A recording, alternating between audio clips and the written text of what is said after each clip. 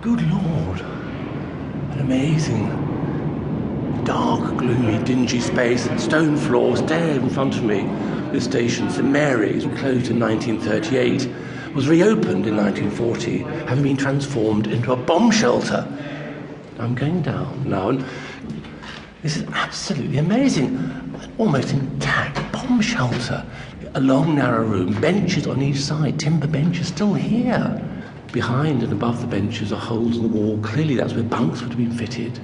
This room, I suppose, could have got, 100 people in here, more. Oh, now, here comes Stephen Smith. I'm meeting him here. He's the eminent author of many books, including one about underground London. Well, Stephen, this is an astonishing space. Yes, I mean, if you imagine that there's not just you and I, but hundreds of other people wedged in here hour after hour, there's all that fear. We've rushed down here.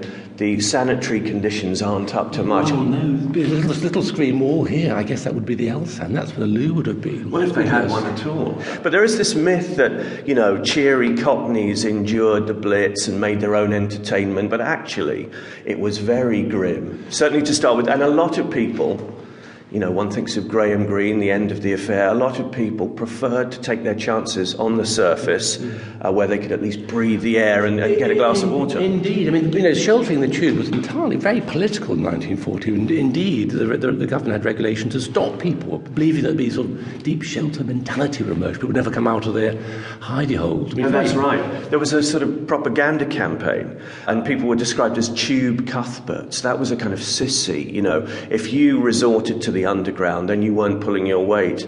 And the Railway Gazette ran editorials criticising these people, and one piece said, well, we're relieved to find that this is largely confined to the alien races, foreigners in London. It's not good old... It's terrifying territory when you get into this, doesn't it? The kind of the racism, the presumptions. I mean, the government presuming that ordinary working people would burrow down underground and not come up again. It's fantastically patronising. It's disgraceful. It is. And unbelievable, really, as we hear another tube rattling through now. Very evocative. At the time, in a very British way, everybody on the underground stuck to the rules, and you couldn't go onto a platform unless you had a ticket. So imagine you've got shrapnel flying past your ears and somebody's saying, well, no, mate, you haven't got a ticket. So Londoners weren't mugs. They just purchased the cheapest ticket they could get and headed down here.